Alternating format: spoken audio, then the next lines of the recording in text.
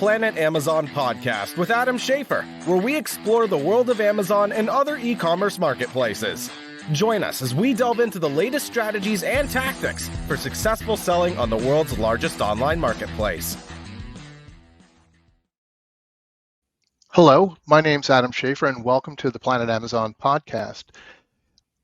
Planet Amazon is a podcast where we talk about all things Amazon, but today we're going to stretch it a little bit and we're going to talk about all things Amazon with the addition of Shopify. And to help me talk about the benefits of having a Shopify direct-to-consumer site is none other than Klaus Lauter. Klaus, welcome to the podcast, and thank you for joining.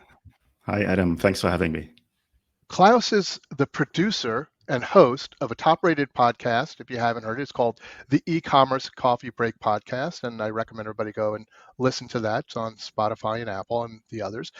For over 20 years, Klaus has been advising early-stage direct-to-consumer brands and e-commerce merchants to improve their marketing, traffic, conversions, and revenue. He is an official Shopify and Klaviyo partner, certified Google expert, which I'm not, and award-winning e-commerce store owner. Klaus has an agency called Smart E-commerce Marketing that helps merchants to scale up their e-commerce marketing efforts with offshore marketing professionals, which I'm really curious to find out about, so we could talk about that a little later. But welcome again to the show, and do I have it all right? Did I miss anything cool? Absolutely perfect. Maybe you should add that I'm a cappuccino addict, so I really love coffee. And that's why the name E-commerce Coffee Break Podcast comes from. I love coffee. I like coffee too. I don't know why, but coffee doesn't love me. But again, thank you. And Klaus and I met a little while ago, and I actually was a guest on his show, and so thank you for that. That was a lot of fun. And one thing that we talked about that we want to talk about some more is the benefits of having a Shopify site and an Amazon business. I mean, it used to be, I don't want to sell my stuff on Amazon because I want to sell my stuff direct on my own Shopify site or my own direct-to-consumer site, whatever platform you were on. And then there were the folks that are on Amazon, and it was just, this is going to be a heavy lift to do my own direct-to-consumer business. But the two actually work together incredibly well. And Amazon, friend or foe, is trying to actually make it more integrated. So what are your thoughts on the latest and greatest, Klaus? I think it's a really good development that has just happened there with Amazon and Shopify working together. If you have asked me 2 years ago, I would say they're not really, they're competitors and they're not really interested in doing this. But I think the cooperation specifically with Buy with Prime that just came up, I think opens a lot of opportunities for sellers out there. Yeah, I mean, and so they now have, and it wasn't something that all Amazon sellers could do, but now if you have a Shopify site, I believe all Shopify sellers can also use the Shopify and Amazon app if they're using Buy with Prime. And Buy with Prime is a way that a Shopify seller could put an Amazon Buy with Prime button on. Customer could click on it. Pay with that. Doesn't mean they don't have the opportunity to pay with their own MasterCard or some other payment source, but it's another source, an alternative source, where customers, if they want, could use their Amazon account and use it to pay for their goods on your Shopify site. And at the same time, if you want and you've elected, Amazon will ship it in a brown box to the end user or to the customer for you. So I think it's really, really cool. What have you learned, and people you're working with, are they enjoying this or not? Because I've heard really good things. Yeah, definitely there's a lot of benefits to it. I mean, obviously you get a higher conversion rate overall. There's millions of people out there having an Amazon Prime account, and for them it's just very convenient to check out with the account they already have, so they don't need to type in all the details again. And also it's a trust building factor. I mean, people trust Amazon. Amazon is around for a long time, and if you trying to shop at a brand that you don't know, that you haven't heard about, but you're interested in a product and you see that you can check out with Amazon Prime, then most likely you will do so because you trust that Amazon has sort of verified this brand, and it just helps you with building your brand, your business on a complete different level that you were able in the past. I mean, it's a great point. I mean, the conversion is definitely better, especially when you're a standalone shopping site. customers, maybe they find you on Google, um, maybe they find you at retail, but they go to your site, but they're not prepared to buy from your site. There's something that maybe makes them a little nervous. The Amazon factor really helps a lot because they know Amazon will be behind the purchase and they have all the rights of a Prime user. So I think conversion rate for sure. We've tested it with a few different brands, and the Amazon experience definitely provided a higher conversion rate. Yeah, I totally agree. I mean, you have this easy checkout, then you have 1 or 2 days shipping, free returns. So all of these things are done with Amazon Prime. And as a Shopify merchant, and I think that's the biggest advantage now that you didn't have in the past, is you can still collect the data of your customer. So it's not with like Amazon, where Amazon unfortunately holds most of the data, which does not really help you with your marketing unless you use Amazon as a marketing platform. But you keep the data, but you get the advantages of fast fulfillment, free returns, and so on and so forth. So overall, I think it's a great deal that the two have made there. And I can see that a lot of specifically small and medium enterprises that are on Shopify and have used Amazon as a secondary platform now can have or create this kind of synergy effect by having these two platforms in one go, in one checkout. I think it's, again, if I was getting into the business again as a direct to consumer, like you said, a couple of years ago, I think I would have been a little skeptical. I don't want Amazon to get my customer. I don't own the customer when Amazon sells it, like you were saying. And I think that I want to control it all. But the fact is, it's expensive to try and control it and build it yourself, where the Amazon platform provides so much traffic. And I think the fear always was that Amazon's going to steal my customers. I'm going to have to pay them fees. I won't have any relationship with my customers. Well, now it's different. Although you still might sell on Amazon and they might buy from you, if you're selling on your own site, there's the opportunity for them to go back and forth. And what do I mean by that? Where if you have a brand and you sell multiple different products, it used to be, and Amazon's rule was, you had to have catalog parity, meaning whatever you sell on your site, you have to sell on our site. You have to sell it all. And that's gone away. And so now you can have a selection of products, maybe the best sellers, maybe the medium sellers, maybe some colors. In fact, maybe you want to have red, green, and blue on Amazon, but the platinum color one you want to have on your site along with those. So what'll happen is you'll get leakage from Amazon to your site.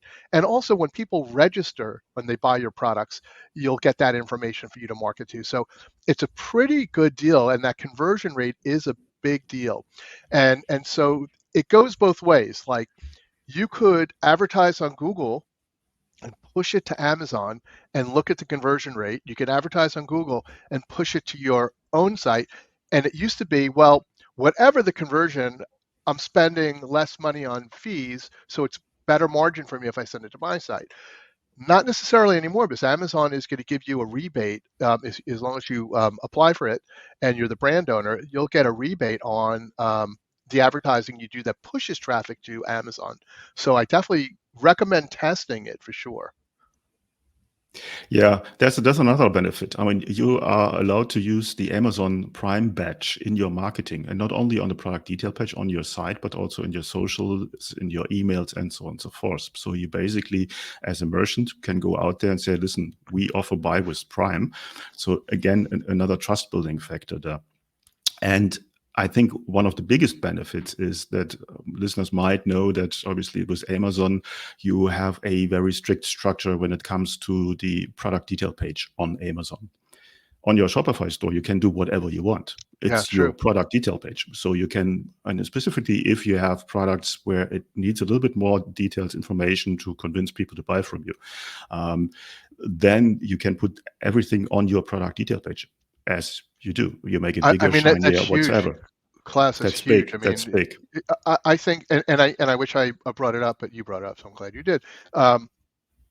You could only tell what you could tell on Amazon, and they've been giving you more and more real estate to tell your story. But people fall in love with brands if they fall in love with your products, and they want to learn more about the brands. They want to be part of the community. I do it with many of the products I buy that photography products. I always, no matter where I buy it from, I go to the main website of the brand or the manufacturer so I could learn more, connect to their community, read more about upcoming products. So if you really want to tell your story, tell your brand story, tell your product story, you really should have that direct to consumer site. And Amazon will do an okay job at telling the story, and you need to work really hard to try and tell your story there. But what you'll find is the more and more customers you get from any channel, they're going to go to your Shopify site and they're going to learn a lot more. And again, I think we all do it every day. Absolutely, yeah. So I think it goes hand in hand, a lot of synergy in there. But there's also some downsides. Right now, it's only US-based entities. So you need to be registered in the US with your Shopify business. Then obviously you need to have a professional seller account, a central seller account on Amazon. So you need to go through the whole approval process there. And I think the biggest drawback, and that's where merchants really need to see if it makes financially sense for them to go that route, is it right now, it only works with Shopify payments. Now, Shopify payments is the standard payment gateway that Shopify offers with every account. That might not work for every brand. Depending on what you're selling, you might not be qualified for that. So you have to go out and find another payment gateway processor to do so. And also Shopify payments is not the cheapest in the game. So if you have high volume, bigger brands might go there and look for a cheaper payment gateway processor. Then it would not work with Amazon Prime anymore. So you really need to see how does that fit in there and how do your numbers look like? Because as we know, Amazon is not a cheap way to sell your products, and specifically if you have products with a very small profit margin, then you need to do the math to make sure that you're still making money at the end of the day. That's a great point. I didn't realize, because I knew Shopify has a bunch of different payment methods, payment gateways that are available when you're setting up your account. But you have to use the one that is compatible with Amazon. It sounds like I didn't know that. That's good information. So pretty interesting.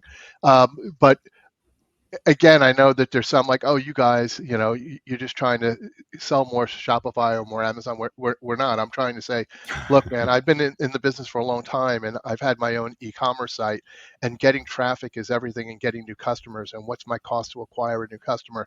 And then I go to Amazon. It's the same thing. There's a lot of traffic there, but you got to have them raise their hand. If you could play them both together, and you could wind up getting new customers to your direct-to-consumer site while you're building your volume on Amazon, it's a great thing. So again, I wouldn't hide from Amazon. I would definitely embrace Amazon.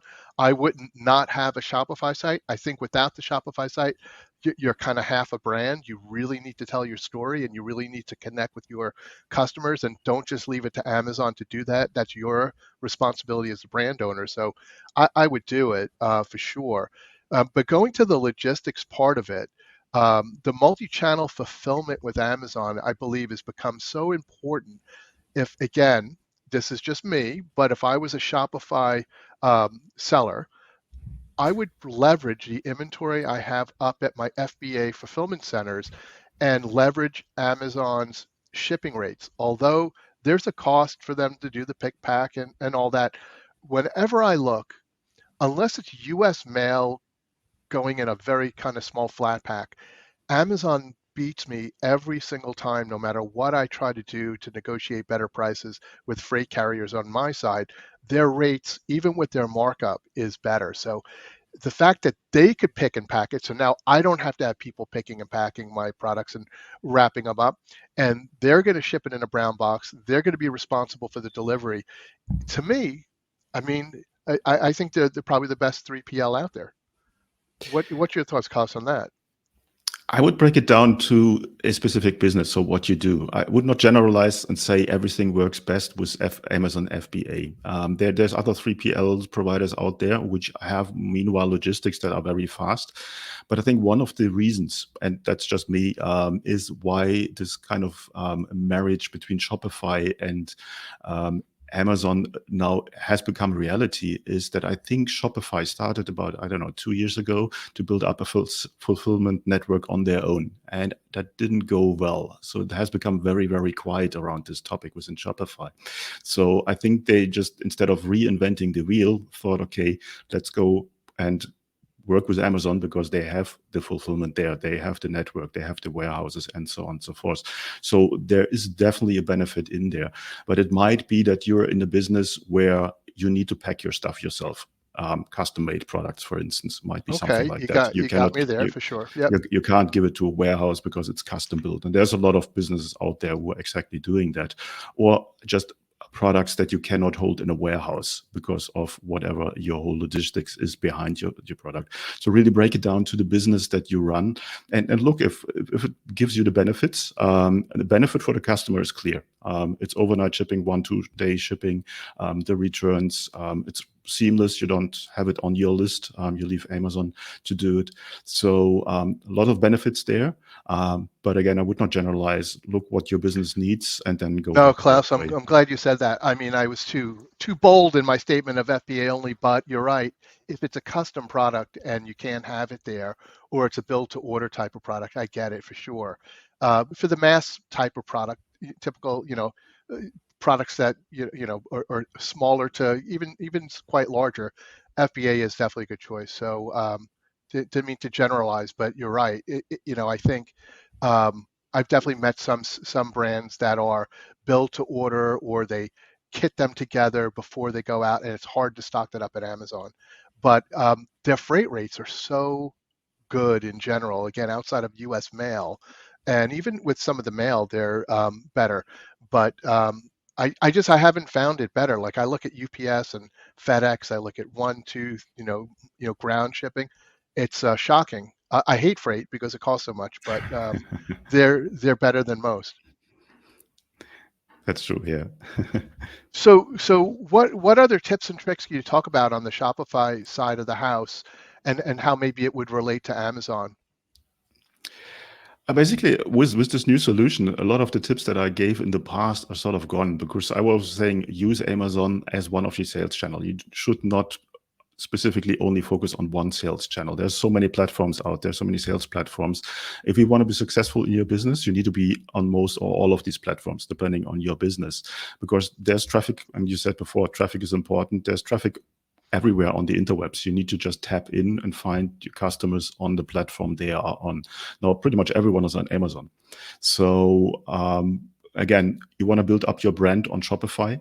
You want to get the customer data and keep the customer data for your marketing on Shopify. I think that's the core goal of every marketer and salesperson out there, is to get customer data to continue selling to them, lifetime customer value, and so on and so forth. So without an email address, you're still lost, and you won't get that from Amazon. But on the other hand, you want to give the benefit that once you have this, give the people the chance to check out with Amazon Prime, get the free shipping, and so on and so forth. So all of that plays together in building a brand. And I think basically saying you need to be good on Shopify, you need to be good on Amazon to really make it work, which is a problem for smaller businesses because Amazon is a huge universe. Shopify is on the way there. They're adding more features by the day. So it's not as easy, specifically with Shopify, like it was 6-7 years ago, where you could just hop on the platform and throw a product up there and you can start and selling something. You still can do that, but if you want to build a business, not a side hustle. If you want to build a business, then you need to treat it as a business and tap in every opportunity, every feature they have, and then it can become very complicated. So changing the subject a little bit, and thank you for that. I noticed you were a Klaviyo expert, and is that you got into Klaviyo, the email provider, because of the integration with Shopify? Is that how that happened?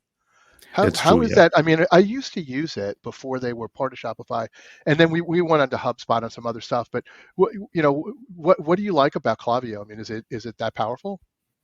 It is that powerful. Klaviyo was built for e-commerce. So, I mean, there's a ton of other email marketing systems out there.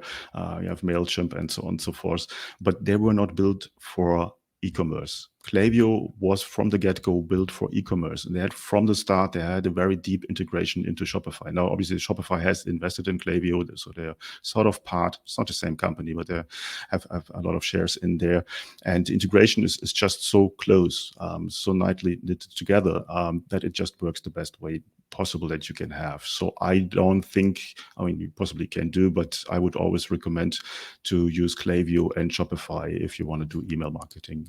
Has for the common store owner, is Klaviyo easy enough that the store owners could use it, or you find that you're having to do it for them? No, it's easy enough to use it. Again, there you start with the basic integrations. You start with your flows, add campaigns, and so on and so forth. But it's very straightforward to be honest. And when it comes to email marketing, and I'm a big fan of email marketing, I'm doing this for 20 plus years. Once you know the basics, how do you do your segmentation and so on and so forth, it becomes sort of straightforward to work with Klaviyo. It gives you just all the tools that you need. And again, it works very, very close with Shopify. So you pull all the data that is in Shopify from your orders, from your customers, right into the email marketing system. And with that, you can obviously generate very personalized emails. And that's what at the end of the day it is about. People want to have personalized emails, and Klaviyo gives you that opportunity. Well, free advertisement for Klaviyo, but I was just curious because I've used so many different systems, and I see these guys just getting closer and closer together. And also, your experience with Google, we do Google and we do social media advertising, but have you been doing much Google advertising pushing to Amazon, or is it almost all to Shopify? What have you been seeing going on out there? I personally was driving, or I'm driving everything directly to Shopify. Obviously, Google Shopping is a big part of that. And with the Google Merchant Center, you link basically your product feed from your Shopify store directly into Google Shopping. And it brings you all the way back there. So it's a very close integration there, works very well. And the conversion rates, if you do Google Shopping right, are relatively high because Google shows exactly the product what people are searching for in Google. So it can't get better than that. It's not that easy to do the setup. Obviously, all the products need to be approved in Google Shopping and so on and so forth. And then you can go one step further and see, okay, what other kind of marketing activities on Google Ads, for instance, do I want to do? Do I want to do remarketing campaigns, bring people back to the store if they have been there before, search campaigns, performance max campaigns. Again, Google has a lot to offer when it comes to their marketing tools. Well, what I noticed with new stores, when you start trying to market on Google for the first time, it's not super easy, like to get your store set up, to get everything set up at Google. Do you find that like they give you a hard time about things? They audit your site. Maybe they block you sometimes from doing it. I mean, maybe we just did it wrong, but I didn't think it was easy. You need to go with your products through a sort of approval process. And obviously there is a automatism behind that, so an algo behind that, and they might disapprove your products. Obviously Google has certain guidelines and requirements and rules about which products they sell or they show on Google Shopping. And depending if you do it right or not, they will not be approved. So the initial approval process in Google Merchant Center might be a bit not complicated, but just cost you some time to get everything right. Once that is done, it's basically smooth sailing. Then there's not many problems. For us, it was the setup. I mean, it was trying to get the products approved. They were disapproving a lot. We had to keep on going back in there. It was definitely something we could have used your help with at the time. We figured it out, but it definitely, I lost some hair, which you can see. And so sorry to stray off into those areas, although, this is the Amazon show. I just think that Google's become much more important for Amazon sellers these days as it is for Shopify. And I do think that whoever is going to be marketing, if you're on both platforms, you should definitely try to test both and see what the conversion rates are, because if you're going to get 8 to 10% back from Amazon, you might find that you're better off advertising on Amazon. The thing is, Amazon gets the customer, you don't own the customer, but if they register for your product, you'll get the customer. If they don't register for the product, hopefully they like your brand and they come over to your site. So I would definitely try that the best I could. And also, with Amazon, there's a lot of testing that you could do to try and continue to enhance your conversion rates. I'm sure a lot of this is available on Shopify too, but on Amazon, you could always, always, always be testing and trying to increase your conversion rate without it interfering with the sales of your business. So it's not a bad place to test products and try new things, as long as you have some kind of a goal of ultimately saying, I don't care where the customer buys, as long as they're buying and they're happy. And if it's a subscription product, I'm the happiest because they're going to buy over and over again. And if Amazon could reduce my cost to acquire new customers, I'm thrilled about that. Yeah, I think But omni-channel strategy is the most important thing. As a starter in e-commerce, as a solopreneur or side hustler, it might be overwhelming and might be difficult to find the right way through all these different platforms, through all these different features that are out there. But unfortunately, at the end of the day, you have to play with all of them because, as said, you don't know where your customer is and you want to be there if they look for you. And the problem is with Amazon, because you're talking about $615 billion of merchandise gets sold through Amazon in a year. And there are brands that you've never heard of that are just beating the heck out of brands that we all grew up with and know quite well. And they've made a huge business for themselves, and they're ultimately eating and stealing your share. So you kind of need to be there as a defensive measure sometimes also. I guess there's the exclusivity that people might want to keep with their own site, but I see some great brands doing a great job trying to keep exclusive products on their site, mass market products on Amazon, and they use them both well together. So, I'm for it. But question, I brought up subscription. I mean, on Shopify, you could do subscriptions, can you? Absolutely, yeah, sure. So to me, that's such a big deal. I look at the products we sell, and again, if I could do it all again, I would never sell one-offs. I would sell something that either has accessories or something that you use over and over again, like coffee. We buy coffee, whether you're buying it from a Shopify site, you're buying it from Amazon. We basically have it on autopilot. We know, like, every month the couple of bags come in and it just keeps on going. We do that with a bunch of staples that we use, but things like air purifiers, the filters, you put them on a subscription basis, and you can always modify it. But that to me is the value of acquiring a customer. The one and done is really tough biz unless you're going to make a fortune on the first sale. But if you want to have this annuity, this ongoing business and building it, a subscription business where products that need to have accessories to make them more interesting, give you more features is a big deal. And I do think you could do both on Shopify and on Amazon. So any comments on that at all? You're 100% right. If you find the golden grail of having a product that you can use or that you can offer as a subscription offer, then you're very well off. Please do not start to sell a coffee subscription. That's a commodity. That's completely, you will not succeed there. So whatever is a commodity, don't go that route. Supplements can be a great business, but it's a completely overcrowded market. So you really need to think and find your niche if you want to go that route, and find a product that, not everyone else is already selling as a subscription business. Other than that, subscription businesses are great. Shopify offers a ton of really good subscription apps out there. I had a few of suppliers or developers of apps on my own podcast. You can go there and have a listen. So it's a good business if you have subscription. That's true.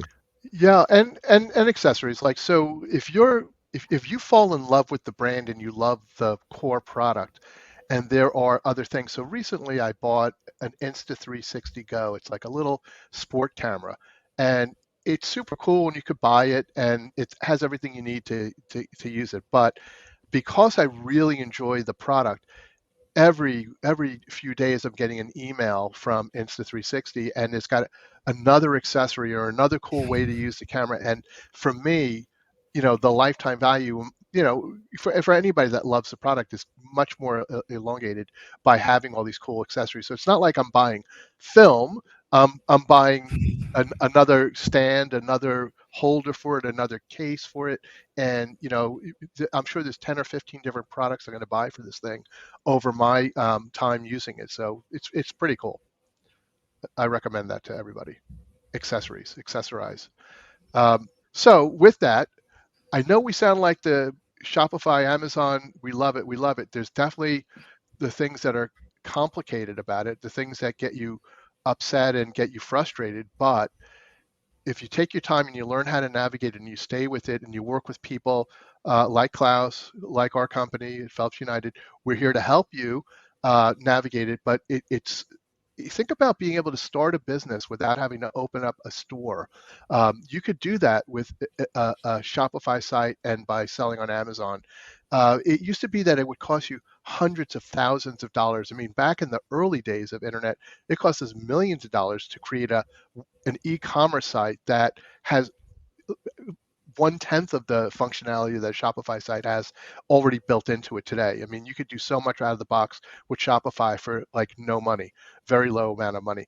Amazon also, small fee you pay to be a part of it, and you have this whole world of traffic. So I think for entrepreneurs coming up, people that want to start their own business, people that are creatives that want to build products and sell them, the platforms available and the opportunity to sell is better than ever before. So I just, I'm a creative at heart and I love great new products and figuring out ways to sell them. I'm sure you're the same way, Klaus. Yeah, I am, unfortunately, but in the core, I'm a marketer. So I do marketing for a very long time. And as you just said, you're buying 50 more accessories for your Instagram there. That's the bad people like me.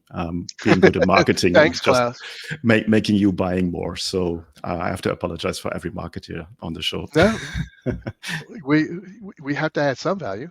So, well, with that, any last words for our audience today on the Shopify Amazon team up? Only try it out. Try it for your business. Have a look at the numbers, at the figures. Have a look at the conversion rates. I'm sure it will have a positive impact on your business. So as always, when it comes to business, there's only one way to find out. Try it out. Try it. And if you get stuck, call Klaus, call Phelps United. And so Klaus, if people want to reach out to you, how and what's the best way to do it? Two ways. Either go to klauslauter.com or search for e-commerce coffee break podcast. I'm pretty much very transparent in the interwebs. You will find me on every platform from LinkedIn to Facebook, Instagram, TikTok. So just search for e-commerce coffee break. You will find me there. Super. With that, thank you so much for joining us today. I really enjoyed talking to you and I love talking about e-commerce. So thank you very much. Thanks so much. It was fun. Have a good one. Thank you for watching another episode of the Planet Amazon podcast, where we talk all things Amazon. If you want to learn about how to accelerate your sales on Amazon, visit Phelps United.